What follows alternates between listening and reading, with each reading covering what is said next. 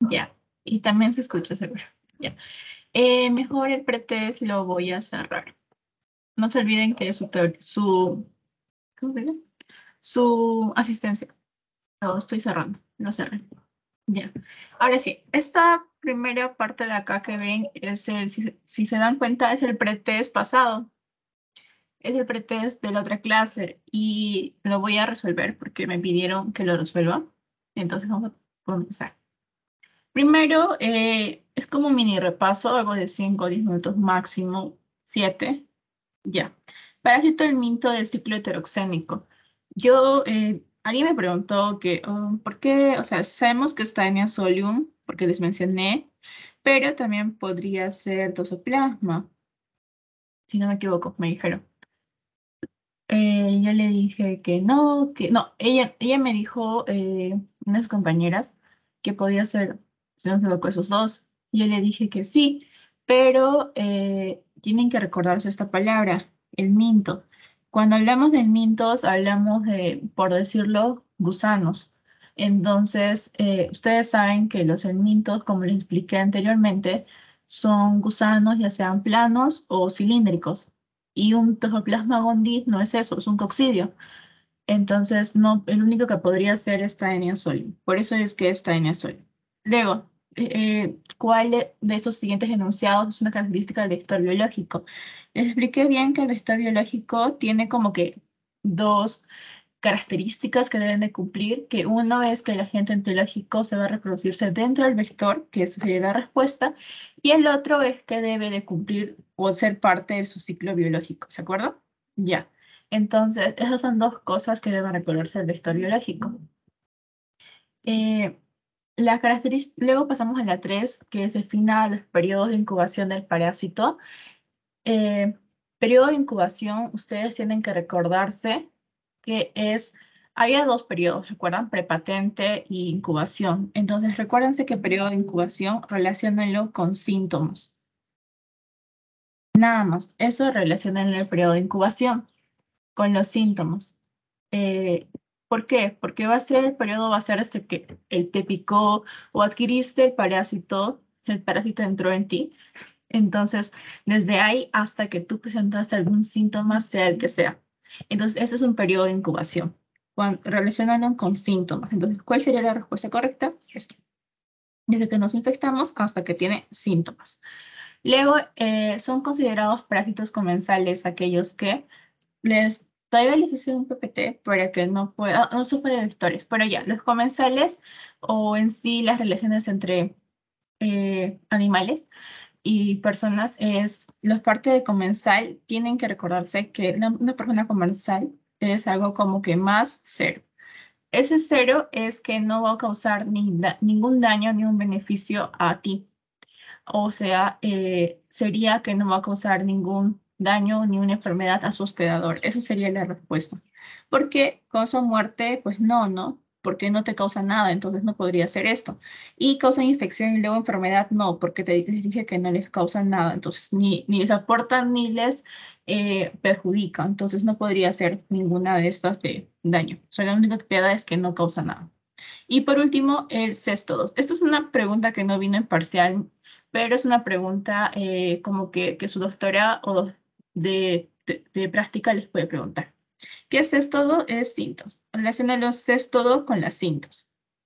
Porque los parásitos que ahorita vamos a ver, que les voy a hacer una mini introducción, que no les hace la universidad, pero yo les hago a ustedes porque van a estar perdidos si no entienden de qué tipos de parásitos estamos hablando, y eso más les va a servir para que se ubiquen en tiempo y espacio. Entonces, todo claro del pasito o algo que no les quedó claro del pasito pasado. Todo claro. Si es así, chicos, quiero que reaccionen, aunque sea o me hablen o por el chat, cualquiera de esos. Tienen que estar un poquito más dinámico esto. ¿Sí? ¿Todo claro? Ya, excelente. Ya. Ahora sí, comenzamos. Esta es la clase, netamente. Parásitos, métodos diagnósticos. En la segunda clase, bueno, ustedes van a ver su primera clase o ya vieron esta semana o van a ver esta semana que viene. Y entonces su segunda clase va a ser parásitos, métodos diagnósticos en práctica y también en teoría. ¿Y qué vamos a ver?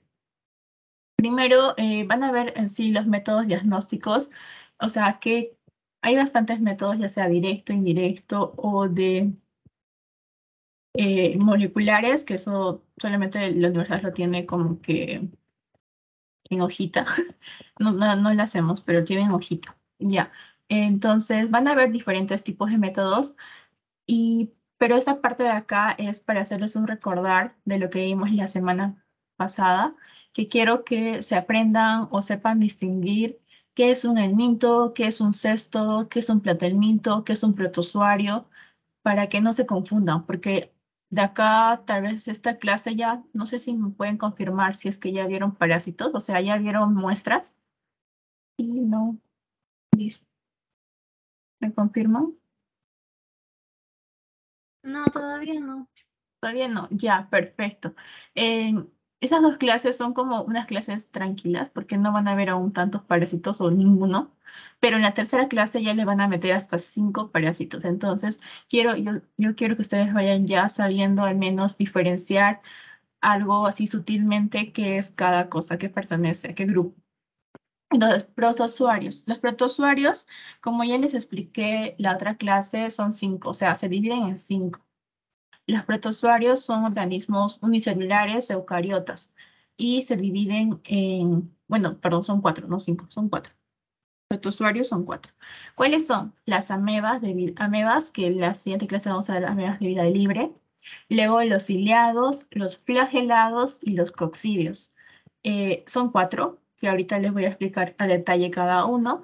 Luego están los helmintos, que se van a dividir en dos, que son los nemátodos y los platelmintos. Nemátodos, ¿qué es? Es un gusano cilíndrico.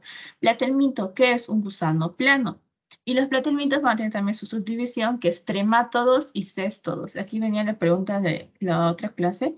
¿Qué es un céstodos? Los céstodos tienen forma de cintas, porque ustedes lo van a ver que son como que largos, como una cinta. O sea, ¿vieron una cinta de, no sé, de lo que te hace el cabello? Una cinta así, así son los cestos. Literalmente van a ver como cintas porque son bien plenitos y son bien largos. En cambio, son lo contrario de un nemátodo, que van a verlo que es cilíndrico, o sea, que es como un gusano que ustedes ven en la calle, o sea, en la tierra, así como un redondito. Ya, ese es un nemátodo cilíndrico. ¿Y qué es un tremátodo? Tiene forma de hoja. Los tremátodos, el más como que común, se podría decir, son las duelas, o también conocida el Paragonimus. Entonces, ellos son como que los más comunes que vamos a ver ahora. Y esos tremátodos también, como tienen forma de hoja, se podría decir, también comúnmente son como que están en los berros, o si no, en la, como se conoce como lechuga o lo que crece en sí, cualquier planta que crece en los ríos. Ya, ellos como que se disfrazan, esa es una hojita, y están bien pegados acá y se disfrazan. Entonces, como parecen también una hoja, porque son bien planos, bien planos, y tienen como una forma de hoja, entonces se disfraza y la gente que no lava bien esas plantas, sin querer lo comen. Entonces, eso sería, se pueden recordarse por eso, que son forma de hojas y los estados formas de cintas. Ya, entonces, ¿alguna pregunta de esto, de ese cuadrito? Que ese cuadrito es importante más para que eh, para que ustedes como que sepan reconocerlos, para que sepan cómo ubicarse, porque van a haber tantos parásitos que van a estar un poco confundidos cuáles fueron. Ya, ¿alguna pregunta aquí? ¿Nada? Ya. Ahora vamos a pasar a... Estos son lo mismo que les dije, solo con ejemplos. Protozoarios, ya les dije, son 4. Aquí vemos una Giardia lamblia que parece, o típicamente yo les voy a decir que parece una sonrisa. Tiene así. Ya, esa Giardia lamblia tiene como que unas colitas. Ya, esas colitas son flagelos. Y como les conocemos como flagelados. Entamoeba coli, que pertenece al grupo de las amebas, Nailera floreri, que ustedes van a ver en la siguiente clase conmigo, que son las amebas de vida libre. Plasmodium falciparum, que son coccidios, Balantidium coli, que es ameba igual. Estos citoisospora, que es coccidio, Y así hay varios, como Leishmania y Trypanosoma. Ya. Luego los helmintos, como ya les dije, se dividen en dos. Aquí van a ver Ascaris lumbricoides. Bueno, en la parte de Ascaris lumbricoides, cuando vemos helmintos van a tener huevos y larvas. Pero cuando vemos protozoarios, algunos va a haber quistes o quistes en caso de coccidios. Y, y eso van a ver más como que van a tener más estadios los protozoarios que los helmintos. Los helmintos solo tienen huevo y larva. Fácil, es fácil. Más fácil que un protozoario. Ya, luego esto es un Echinococcus granulosus, pero la larva, y la taenia, que ya les dije que tiene forma de cinta, que es súper grande. Un Ascaris lumbricoides, si se dan cuenta que es bien redondito el gusanito. Ya, ya, entonces esto, ¿qué sería? ¿Sería un nemátodo o sería un platelminto? ¿Cuál sería? Chicos, hablen. ¿Nadie? Ya. Bueno, como vemos que es redondito, sería un nemátodo. Ya. Luego están las fasciolas hepáticas, que son las famosas duelas, como le conocen, pero es la fasciola hepática, que luego vamos a hablar más adelante, vamos a hablar de fasciolasis y muchas más cosas. Ya, y luego están los artrópodos, que este es un piojo, o también conocido como Tirus pubis, porque está en la zona pública y no en la cabeza. Nada más. Entonces, esto es más para hacerles como que, para que se asocien, familiaricen con los parásitos que vamos a ver en todo el ciclo. Ahora sí, ¿qué son los protozoos? Como ya les expliqué antes, son cuatro. Ya, las amebas, los flagelados, los ciliados, diré, y los coccidios. Ya, ¿qué es una ameba? La ameba es lo que se parece, su característica es que tienen pseudópodos. ¿Qué es un pseudópodo? Es unos, bueno, su nombre dice que son falsos pies. Estos falsos pies le va a servir a la ameba para que se pueda mover, para la locomoción. Esos falsos pies son estos. Ya, cada ameba que vamos a ver en la siguiente clase va a tener como que una característica hay diferentes características de estos pseudópodos. Y esto, un ejemplo sería la Naegleria froggeri, de las amebas que vamos a ver en la siguiente clase. Luego, ¿qué es un flagelado? Un flagelado lo que va a tener como característica es flagelos. Y ustedes miran, ¿qué es un flagelo? Ya, un flagelo son estos como que estoy dibujándoles. Ya, esta es una Giardia lamblia. Como les dije, parece una carita feliz. Ya, esta Giardia lamblia tiene como unas tiritas, le vamos a decir así, porque no son tiritas, son flagelos. Ya, estos flagelos son como que tiritas que van a salir de su cuerpo, explicándoles. Entonces, esto es su característica de los flagelados. Luego, los ciliados poseen cilios en su superficie. Ustedes me dirán, ay, ¿qué es un cilio? Un cilio, aquí vamos a agrandar la imagen, no sé si se ve bien, pero ya. Un cilio acá ustedes ven como que, sí me da. Ya, ven como que, no sé, como cositas así que salen, como pelucita. Ya, eso es un cilio. Esos son cilios. Ahorita estamos viendo un balantillo, un colin, entonces son como que les ayuda a moverse. Son ciliados. Ya, luego están los coccidios o también es llamados esporozoarios. Les digo su otro nombre por si, no sé, la doctora o que quiera les diga, ustedes pueden responder. Tienen forma de banana y posee un cono apical que está en la cabecita y tienen reproducciones muy complejas que vamos a verlo al final del curso, que van a ver que hay como la parte de malaria o citosporidium son como un poco complicados, entonces sus reproducciones son muy complejas. Y acuérdense que tiene forma de banana, así como así, parecen bananitas. Y tiene una parte acá que se le llama apical con apical. Ya. Luego pasamos, esos son todos los protozoarios. Me olvidaba decirles que los protozoarios se dividen en dos, intestinales y tisulares. Los intestinales, como su nombre dice, van a estar dentro de nosotros, en nuestro cuerpo adentro, y los tisulares van a estar en la parte de la piel o van a entrar por la piel. Ya. Los tisulares tenemos dos, los amebas de vida libre, que vamos a verlo en la próxima clase. Y a ver otros protozoos hemáticos y tisulares como la Naegleria o el Plasmodium, que vamos a ver. Luego, quiero que también sepan qué son los estadios. Hay diferentes estadios para protozoos, solamente hay dos, que es el quiste y el trofozoito. El quiste va a ser mayormente el estadio diagnóstico en algunos casos y también en otros casos diagnósticos infectantes. Y el trofozoito va a ser el estadio diagnóstico en casi todos los casos. Y esta parte de acá de ooquiste, que es muy importante que esto, por favor, apréndanse qué es el ooquiste. El ooquiste es un estadio, pero de un tipo de protozoo, que es el coccidio.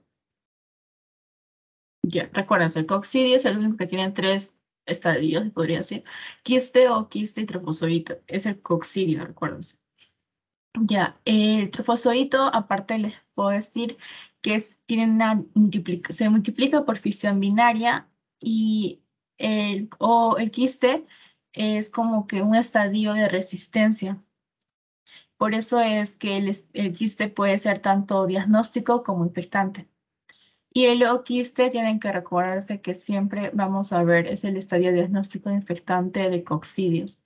Recuérdense, coccidios. ¿Por qué? Porque es parte de reproducción sexual en coccidios. Que ya les dije que los coccidios son los que tienen ciclos complejos. Ya el quiste es uno de sus estadios. ¿Alguna pregunta de protozoos? Porque vamos a pasar a metazoos. ¿Ninguna? No me pueden preguntarme. Ya. Igual, si es que estoy avanzando y se recuerdan una pregunta cuando ya las diapositivas pasadas, igual me pueden levantar la mano y interrumpir. Normal, porque esta clase es para que ustedes entiendan. Metazoos, ¿qué son los metazoos? Los metazoos, vamos a ver qué son los segmentos.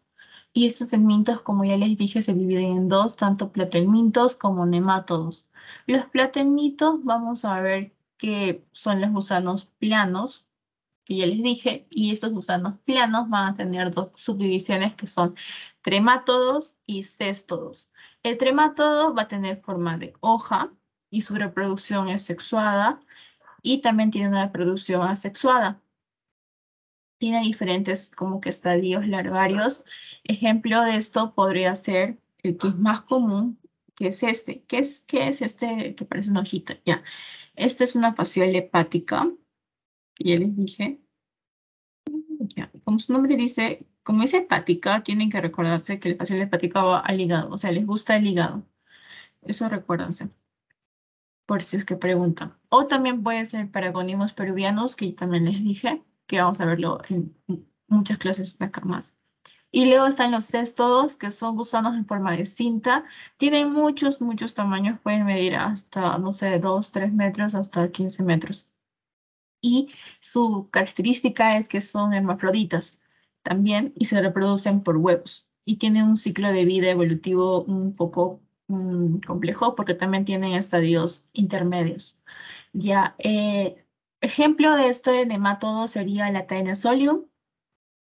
Ediles de cestodo sería la Taenia solium, la Taenia saginata, el Chinojocos granulosus, que este Chinojocos granulosus, les voy adelantando.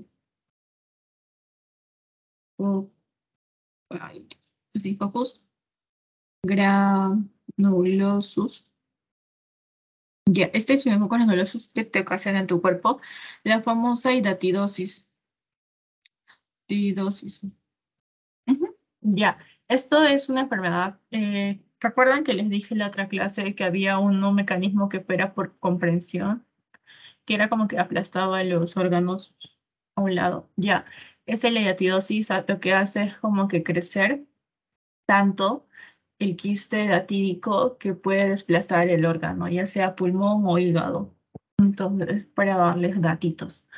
Ya, luego la parte de nemátodos, que son los gusanos cilíndricos, son gusanos redondos, tienen muchos tamaños, diferentes tamaños, y ejemplo sería un Ascaris lumbricoides, un Trichuris trichura, que van a verlo, un Enterobius vermicularis, que ahora vamos a ver este Enterobius vermicularis, justamente es un método diagnóstico, y hay muchos varios.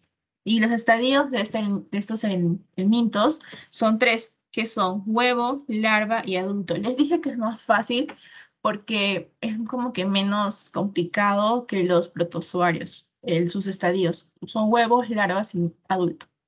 Y aquí está. ¿Ve?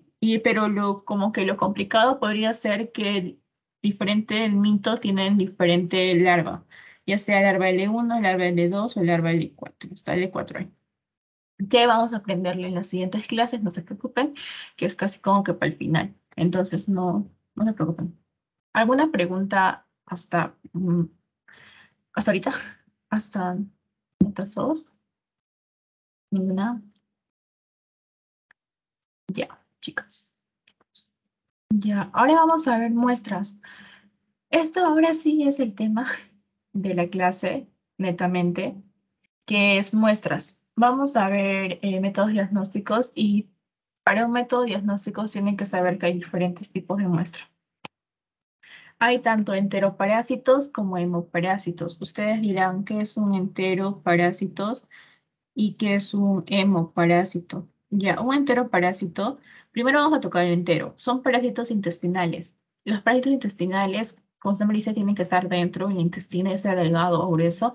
Entonces, ¿qué muestra vamos a necesitar? Vamos a necesitar heces o contenido duodenal. Una L, ya. Entonces, ¿por qué? Porque son enteros parásitos que ustedes tienen que recordarse que están en intestino. Ya. Eh, ¿Cómo usaría? Hay dos tipos, puede ser directo o indirecto, los métodos diagnósticos. En directo ustedes pueden usarlo ya sea por solución salina o por Lugol. Y por métodos de concentración hay bastantes, Willis, Faust, Richie, hay bastante, Catacas, hay bastantes. Y también está el Graham, que ahorita les voy a explicar para qué parásito es. Y luego están las coloraciones, que son dos, bueno, tres. La tricomina de Gomorris, el Kinjo, que tienen que saber para qué parásito es, y la hematocilina férica, que se utiliza casi siempre. En los indirectos es tanto para hemoparásito como enteroparásito, lo mismo, aglutinación, IFI, ELISA y Westerblot.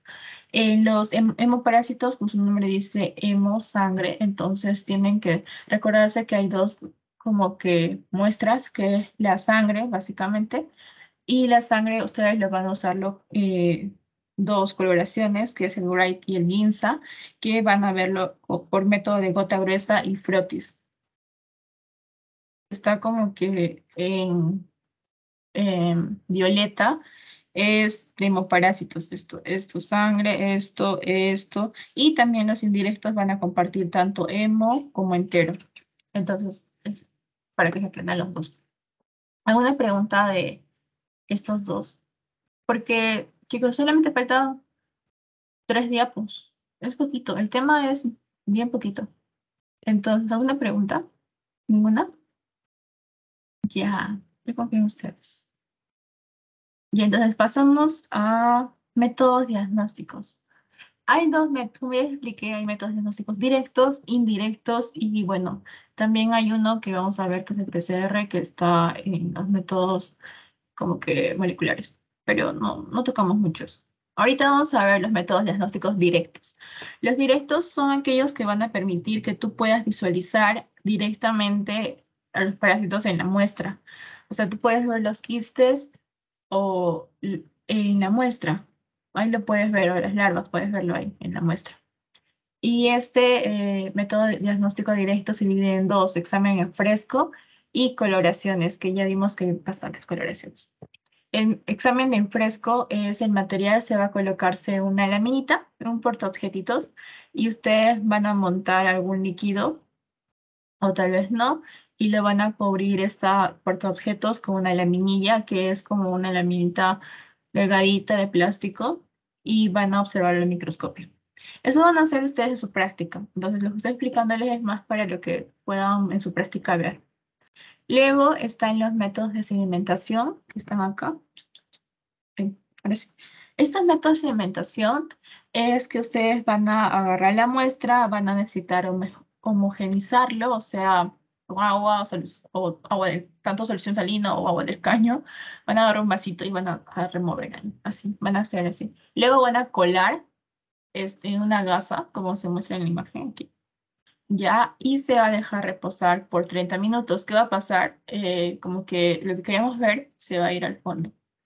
Por eso es alimentación, porque es lo que queremos observar en sí, todo se va a ir, como que la muestra se va a ir al fondo. Entonces, todo lo que está en la parte superior, como que no sirve. Y después vamos a tener que lavar la muestra. Después de una hora o hora y media, vamos a lavar la muestra y luego esto vamos a colocar en una lámina portaobjetos, igual, ya sea con solución salina o Lugol. Y el paciente, digamos, si ustedes van a ver movimiento de trofozoitos, que ya les dije que es de protozoarios, es porque van a verlo con solución salina. Y Lugol mayormente es para muestras que ya estuvo como que mucho tiempo guardadas. Entonces ahí utilizan Lugol para fijar y puedan ver a colorcitos el trofozoito. En cambio, el Lugol, solución salina, van a ver como que lo que se mueve el trofozoito, su movilidad. Esos serían los dos. Ahí está, aquí igualito lo dice, movilidad y tinción. Lugol es para teñirlo. Luego van a ver allá. Bueno, acá, como observan, también hay otros tipos de el frotis. Se hace como que así. Y es como que igual les van a enseñar también en microbiología, les van a enseñar cómo colocar, digamos, la muestra del objeto que acá hicieron el método de segmentación. Un poco de la muestra van a agarrar el portaobjetos y van a hacer así, como un sembrado, así, como en zigzag. Ya, eso es para que puedan observar en el microscopio y puedan ver más los, ya sea trofosforitos o quistes que puedan ver.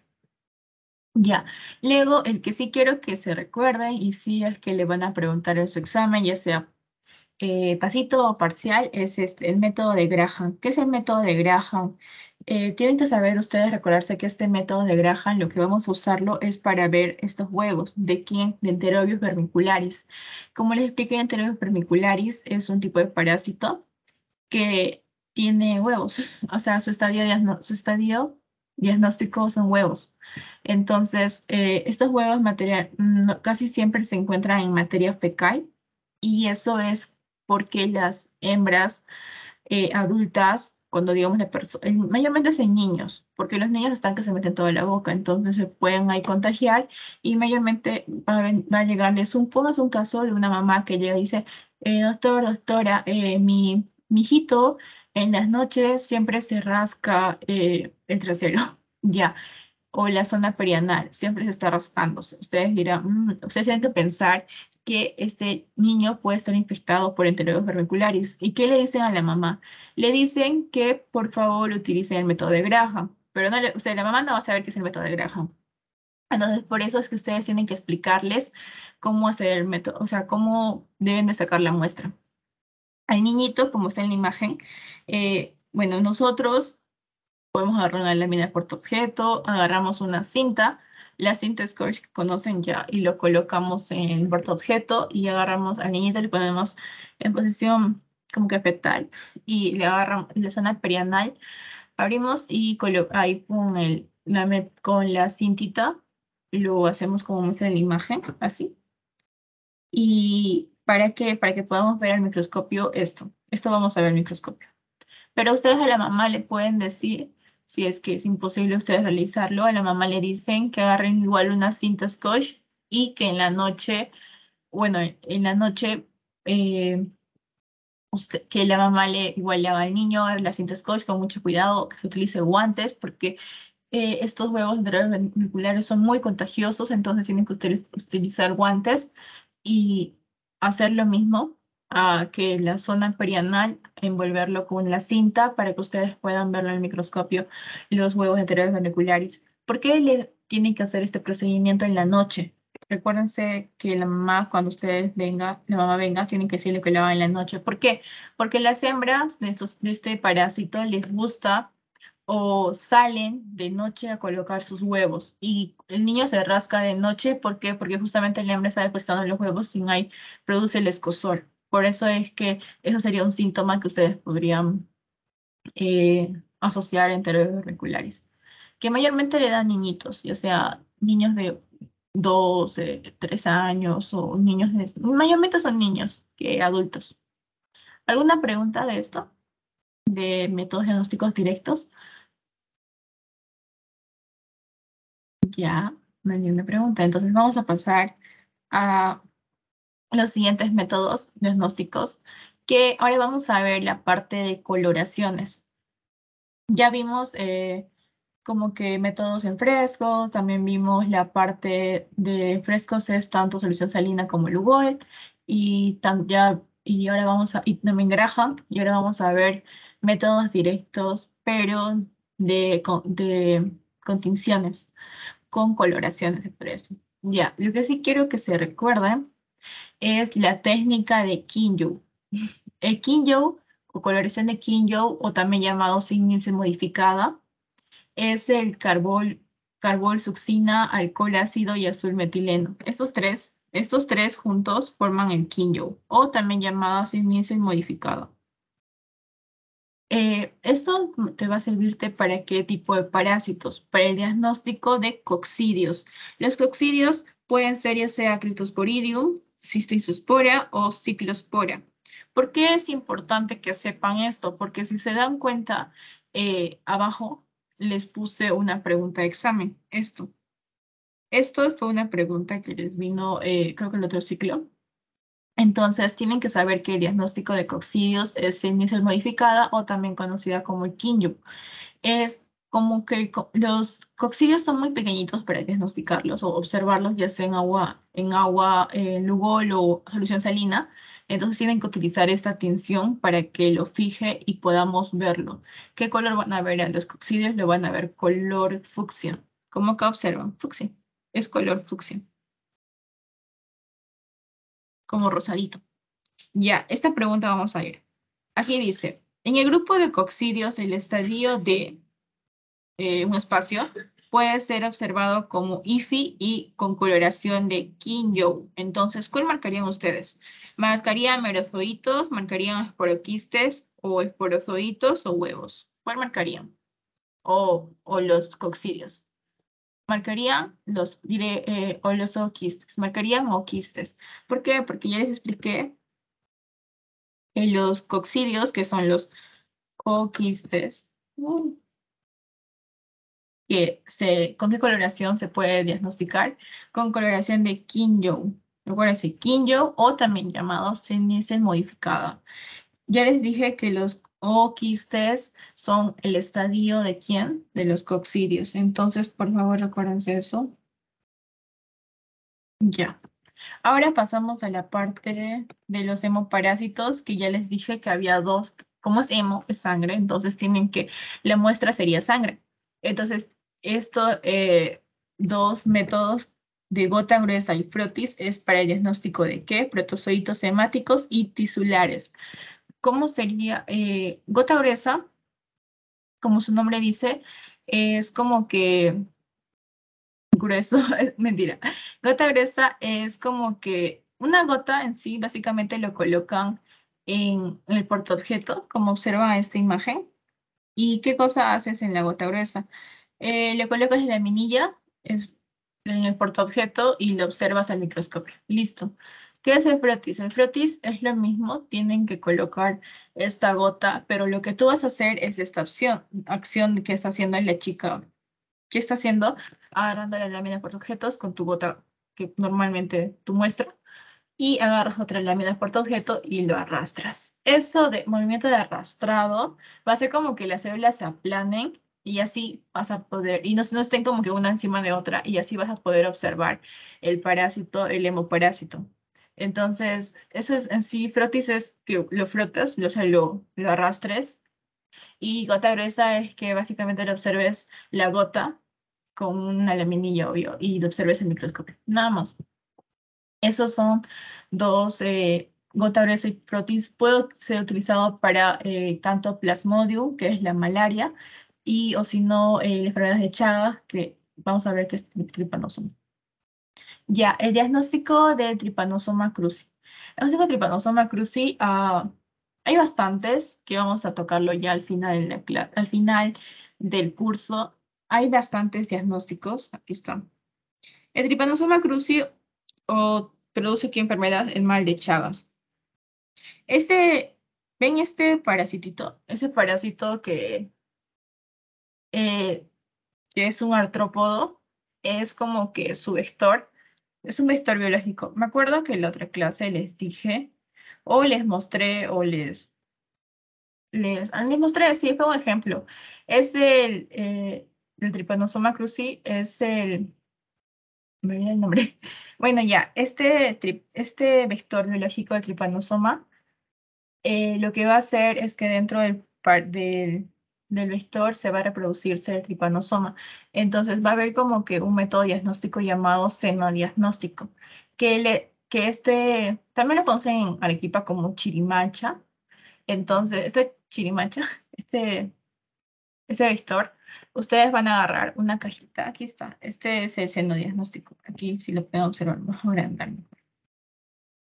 Aquí está, el senodiagnóstico. Ya, va a haber el niño va a tener todos los síntomas de mal de Chagas. Ya, y el senodiagnóstico consiste en que van a agarrar una Chagas, o sea, diré una chirimancha sana, sin ninguna enfermedad, sanita. Ya, le van a hacer que le pique al niño la chirimancha.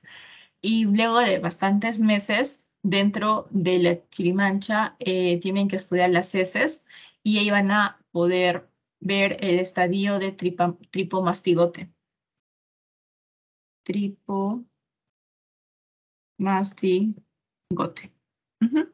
Ese es el método de senodiagnóstico. No, antes era usado, pero ahora ya no. Ahora prefieren los métodos moleculares porque es más fácil, más rápido y aparte este senodiagnóstico dura, como que dice, puede requerir meses. Y el niño va a estar enfermo esos meses y tú no vas a tener la certeza de que sea Chagas, aunque todos los síntomas digan que sí es Chagas, entonces, pero tienes que tener eh, el diagnóstico confirmatorio, que es la prueba, que es el laboratorio. Entonces muchos meses el niño no va a poder o la persona no va a poder tener el tratamiento adecuado. Luego está el hemocultivo, que el hemocultivo es la observación de los epimastigotes, como acá dice. El hemocultivo se realiza cuando pensamos que la persona o un niño tiene la enfermedad, pero tú ves que no tiene la cantidad suficiente de parásitos. Entonces, ¿qué hace? ¿Por qué es que ves que no tiene la suficiente de parásitos? Porque te salió como que negativo, negativo, negativo los resultados, pero tú ves que el niño tiene todos los síntomas y los signos, y tú dices, no, sí tiene. Entonces, ¿qué hacen? Utilizan el método de hemocultivo, y estos parecitos se van a cultivarse. Y el método de cultivo, si se va a observarse los epimastigotes, es porque el paciente sí tiene la enfermedad. Entonces, recuérdense que en hemocultivo se observan los epimastigotes. Y en senodiagnósticos, los tripomastigotes, pero van a observarlo aquí, en el vector, no en el niño. El microhematocrito, que es más la muestra de sangre, se va a centrifugarse y se va a poner el microscopio. Y ahí se va a buscar el parásito. Y se realiza en estadio diagnóstico. Van a ver tripomastigotes y es para, aquí cito, van a ver los tripomastigotes y es para decir si tiene o no la enfermedad. Y es un estadio diagnóstico. Nada más. Eso es la parte de métodos diagnósticos directos. Ahora vamos a pasar a indirectos. ¿Tienen alguna pregunta hasta aquí? ¿Sí? ¿No? Vamos. ¿Ninguna? Ya. Entonces pasamos a indirectos. Ya, los indirectos, creo que no se movió. Ya, ahora sí. Los indirectos son métodos diagnósticos inmunológicos, también se les conoce. Son tres: ELISA, inmunofluorescencia, o también nosotros vamos a conocerlo como IFI, y el Western blot. El ELISA se utiliza antígenos de microorganismos, puede detectar diferentes anticuerpos, ya sea IgG, IgM, IgA, IgE. Y también hay diferentes pasos que aquí están, que son básicamente unir la placa al antígeno en el parásito, bloqueo con suero fetal bovino, Adición de los sueros, adición de la anti-IgG unida a la peroxidasa, que es la enzima, y adición del sustrato. No se preocupen, todos estos pasos les van a explicar en la práctica. Lo que tienen que sí o sí recordarse del método ELISA es que utiliza antígenos. Recuérdense, antígenos, nada más. Y la inmunofluorescencia, también conocida como IFI. Este IFI nos va a servir para diagnosticar el toxoplasma gondii. Entonces recuerden o asocien el IFI con el toxoplasma gondii, porque vamos a ver los anticuerpos frente a toxoplasma gondii. Y como observan aquí, ven como que están coloreaditos, ya por eso es que es inmunofluorescencia.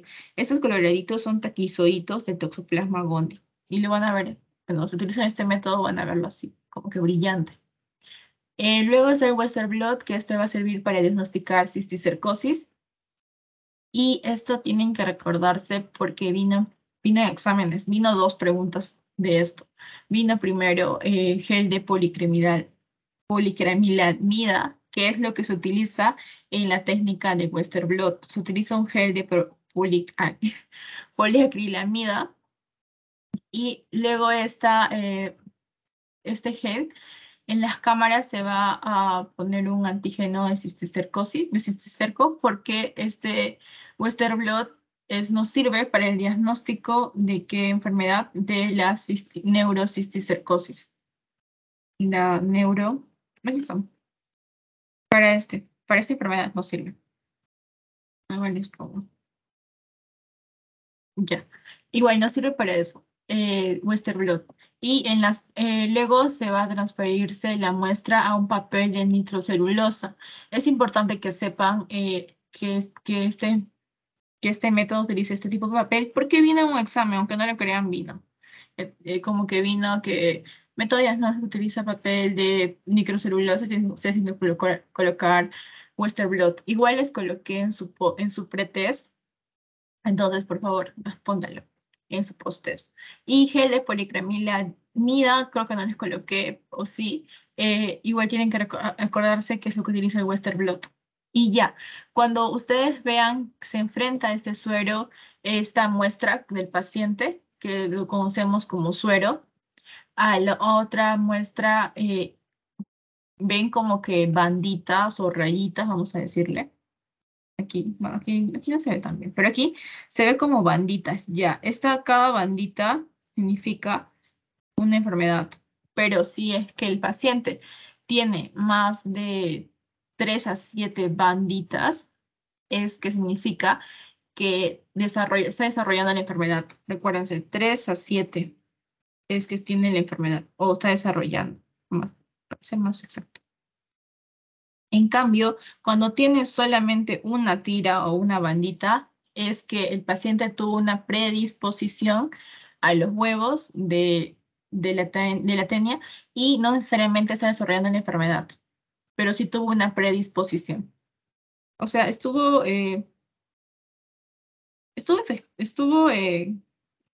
como que una predisposición, significa que tuvo o comió sin querer estos huevos, pero no desarrolló la enfermedad. Algo así. Es una predisposición. Por eso es que solamente sale una tira.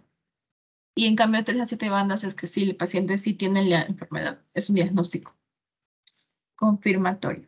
Ya, aquí también van a ver diferentes banditas.